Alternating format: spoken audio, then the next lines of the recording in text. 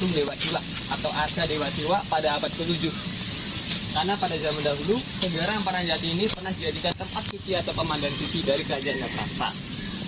Dari 100 patung, tinggal satu yang tersisa. Ini dari abad ke-7 namanya arca Dewa Siwa. Yang ini. Dari Cirebon belum ada, ini udah ada. Ini peninggalan dari kerajaan Nagapasa. Ada namanya Pandi Kemasan, Gua Simanyang, Bangsal Jinem, dan Gua Pengawal. Saya jelaskan dulu namanya Pandi Kemasan. Lantaran Pandi Kemasan ini bangunannya udah tidak ada, sudah hancur karena dibom Belanda pada tahun 1790. Karena Pandi Kemasan ini dijadikan tempat pembuatan senjata dari logam, contohnya kayak pedang, keris, dan lain-lain. Di samping kiri dari Pandi Kemasan ada namanya Gua Simanyang. Gua Simanyang ini jadikan pos jaga atau pos security. Bila ada tamu yang datang, wajib lapor ke Gua Simanyang. Nah, kita langsung berhadapan yang namanya Bangsal Jinem. Bangsal itu artinya ruangan, Jinem itu dalam bahasa Jawanya siji dan enam. Siji dan enam itu 1 dan 6. Menurut agama Islam itu rukun iman. Nah, Bangsal Jinem ini jadikan tempat berbidatonya para kesultanan. Sekaligus menyaksikan prajurit-prajuritnya berlatih di alun-alun sini. Nah, ini alun-alunnya Gua Sunyaragi. Sebenarnya Gua Sunyaragi itu pintu awal itu madep ke timur karena padat penduduk, akses buat parkir tidak. Ini namanya Gua Pengawal. Gua Pengawal ini dijadikan tempat istirahatnya pengawal-pengawal sultan. Pada zaman dahulu, sultan bila ingin berkunjung ke Gua Sunyaragi, dikawal dari keraton kesepuhan dan pengawalnya istirahat di Gua Pengawal.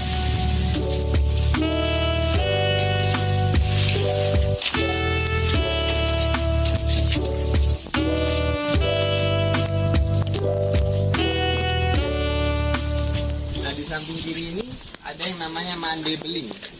Mande atau balai atau tempat beling itu diambil dari alasnya karena alasnya terbuat dari marmer. Pada zaman dahulu marmernya itu dielap terus-menerus hingga mengkilat seperti kaca atau dalam bahasa Jawanya beling.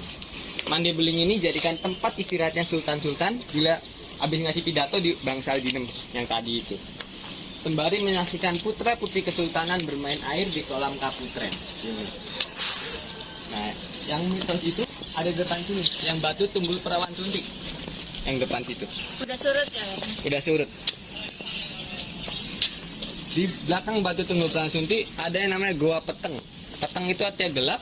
Goa Peteng ini jadikan tempat melatih ilmu kekebalan tubuh dan mendekatkan diri pada Maha Kuasa. Nah, di atas Goa Peteng ada yang namanya Cungkup Goa Puncit. Cungkup Goa Puncit ini jadikan menara pengawas atau menara pengintai. Karena ini area khusus kesultanan. Nah, di samping Gua Peteng ada yang namanya Gua Langse. Langse itu diambil dari kata Cina kuno yang berarti tirai. Tirai yang terbuat dari air, kayak air terjun atau waterfall. Nah, Gua Langse ini jadikan tempat berzikir dan bertawasulnya sultan-sultan. Nah, di samping kanan Gua Peteng ada patung gajah sedang menarik kereta kencana. Patung gajah ini melambangkan tunggangan sang raja karena gajah itu terkenal dengan kegagahannya. Nah, dulunya di belalai patung gajah itu menyemburkan air hingga batu Tunggul Perawan Suntik. Jadi putra-putri kesultanan komplit di main air. Ada air terjun, ada air pancur.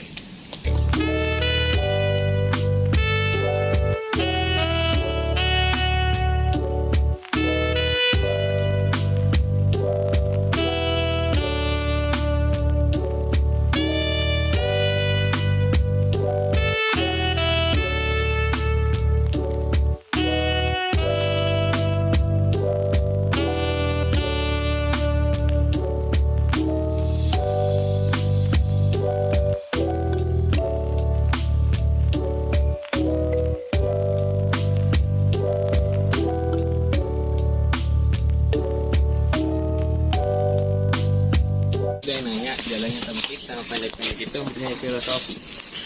Yang bangunannya pendek-pendek itu kebiasaannya orang Jawa.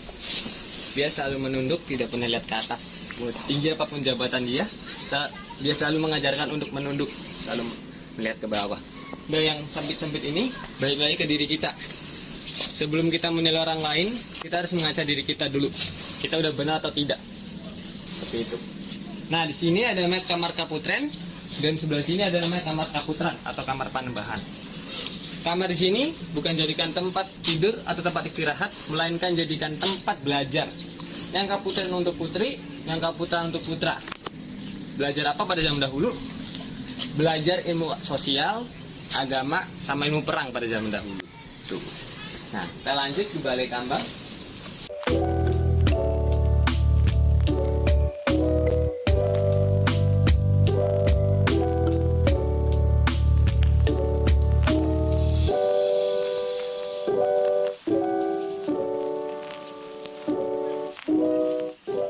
Ini ada yang namanya Balai Kambang. Balai Kambang ini dulu mengambang di atas air. Sebelum dicor beton, dulunya itu menggunakan kayu jati. Sekarang udah dipugar, udah dicor beton agar biar tidak roboh. Nah, Balai Kambang ini dijadikan tempat bertadarusnya putra putri kesultanan pada malam hari. Sembari menabur rebana. Tahu rebana? Tahu. Adroh, marawis. Nabunya di situ.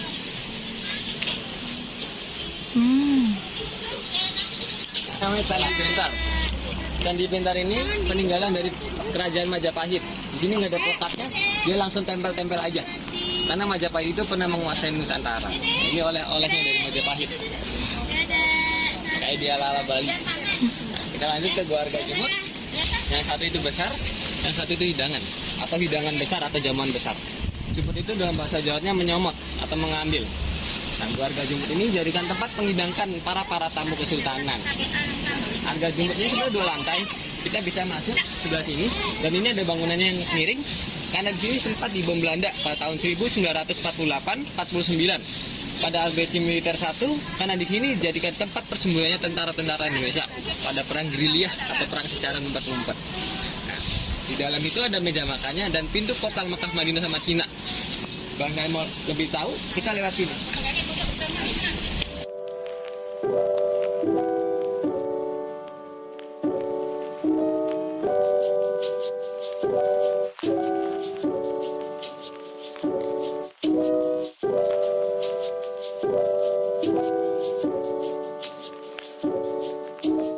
Di sini meja makannya, batu-batu itu masih asli daripada zaman dahulu.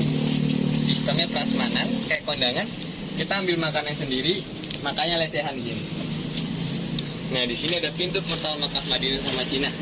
Yang sebelah kiri sini, ini pintu portal Mekah, Madinah. Yang sebelah kanan ini pintu portal Mekah ke Cina, mohon maaf. Kalau kita lihat dari mata telanjang itu kayak ruangan kosong. Kenapa bisa gitu? Karena pada zaman dahulu orangnya sakti-sakti. Nah, bila ingin ke Mekah dan Madinah itu raganya aja yang di sini, jiwanya yang ke sana, atau sukmanya yang ke sana. Kita butuh dalam keadaan suci, ikhlas, dan berpuasa 1-40 hari. Nah, Mekah, Madinah sama Cina ini punya kaitan dengan Syekh Syarif Hidayatullah atau Sunan Gunung Jati. Karena dari yang Mekah, Madinah ini, karena dari ibunda dari Syekh Syarif Hidayatullah yang bernama Nyimas Rara Santang menikah dengan keturunan Mesir yang bernama Syekh Syarif Abdullah. Ia masih satu darah dengan Nabi Muhammad SAW. Nah, yang sebelah sini, yang kanan, yang ke Cina ini punya kaitannya juga. Karena istri dari Sunan Gunung Jati yang bernama Putri Ong Tin yang berasal dari Cina. Nah, di sini punya filosofi kedua pintu ini. Bila kita ingin mengejar ilmu agama, ilmu akhirat, pasti kita ke Mekah, Madinah. Karena kiblatnya orang Islam itu ke Mekah. Nah, bila kita ingin mengejar ilmu duniawi, pasti ke Cina. Karena ada pepatah, kejarlah ilmu hingga ke negeri Cina.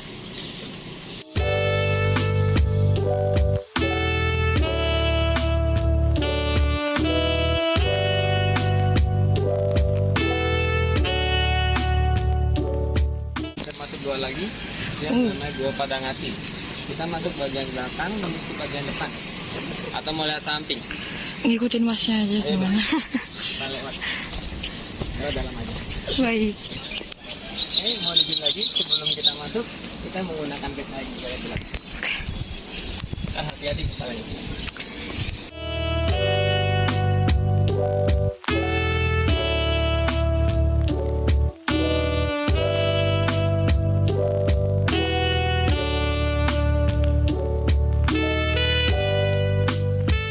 Ini adalah Gua Padangati. Padang itu artinya tenang, hati itu artinya hati. Padangati ini jadikan tempat untuk menenangkan hati dari para kesultanan. Bila sultan lagi banyak masalah, tenangin hatinya di sini. Ini tempat duduknya, untuk sultan-sultan pada zaman dahulu. Nah, kita udah masukin dua-dua. Kenapa tidak pengap? selalu adem atau anyet ya. Karena pada zaman dahulu setiap gua itu teraliri air. Contohnya seperti ini aliran air pada zaman dahulu. Semua gua Sunyaragi itu teraliri air. Karena kita masuk ke dalam gua Sunyaragi itu harus dalam keadaan suci. Batas sucinya kita lewati yang tadi, gedung Pesanggerahan yang ada jembatan. Itu kita turun dari jembatan itu udah batas sucinya. Nah, kenapa selalu teraliri air? Karena kita bila batal wudhu, kita bisa wudhu ulang di aliran air itu. Tuh. Baik.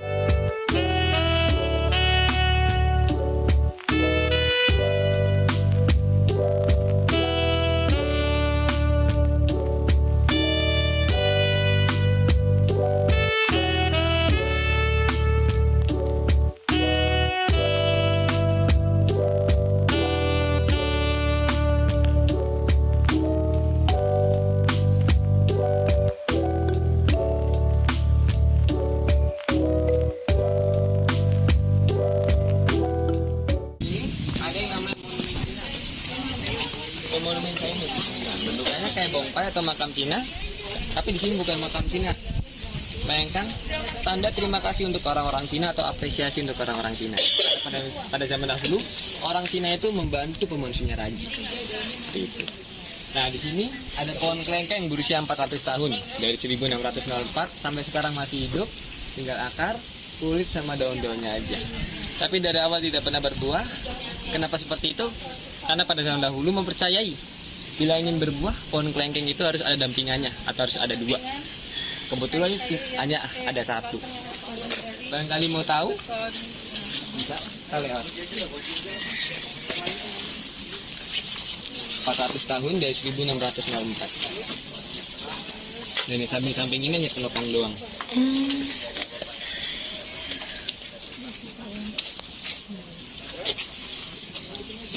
Nah, di depan pohon kelengkeng ini ada Garuda dililit ular.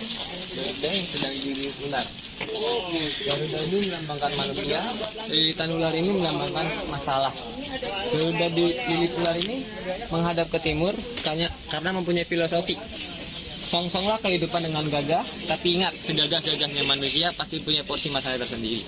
Nah, dari itu kita jadi orang tidak boleh sombong, kita harus mengaca diri kita sendiri sebelum menilai orang lain. Gitu. Nah, di sini ada yang namanya Gua Langgengan. Langgeng itu artinya abadi. Gua Langgengan ini jadikan tempat berdoanya sultan-sultan. Bila baru jadi sultan atau ngejabat jadi sultan, berdoanya di sini. Biar jabatannya langgeng atau abadi. Nah, di Gua Langgengan ini ada sebuah ruangan. Di dalam ini ruangannya untuk persembunyian sultan bila lagi dalam keadaan bahaya atau terancam. Karena pada zaman dahulu Gua Langgengan ini teraliri air hingga semata kaki. Jadi setiap orang masuk itu setetek kedengeran sultan kalau lagi sembunyi. Ayo kita lanjut. Nah, ini Candi Bentar yang ada dua di Gua Sunyaragi. Ini yang kedua.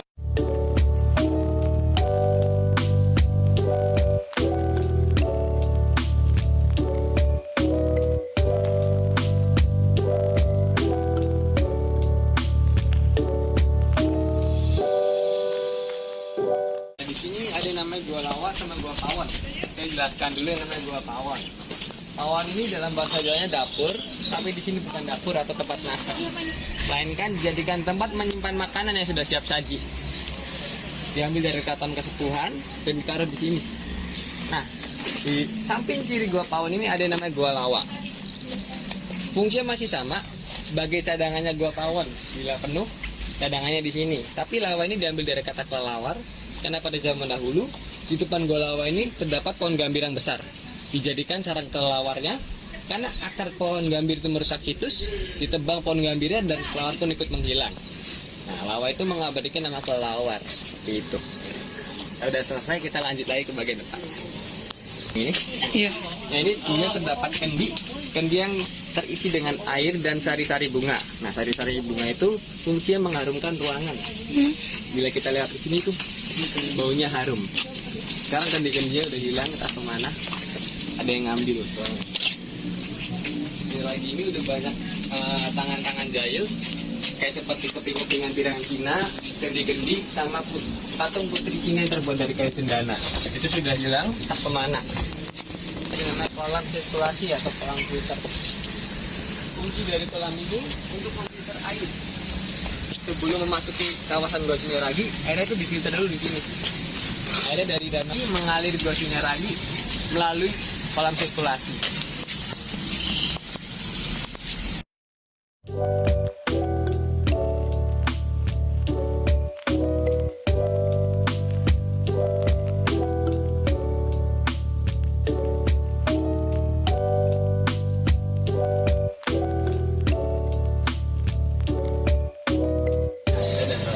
Kita sudah memiliki 1,8 hektar untuk situsnya aja.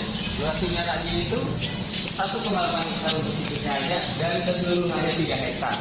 Kita sudah memiliki 1,8 hektar. Saya pamit undur diri. Assalamualaikum warahmatullahi wabarakatuh. Mohon maaf bila ada kata atau ucapan yang salah atau belibet, karena saya juga masih belajar.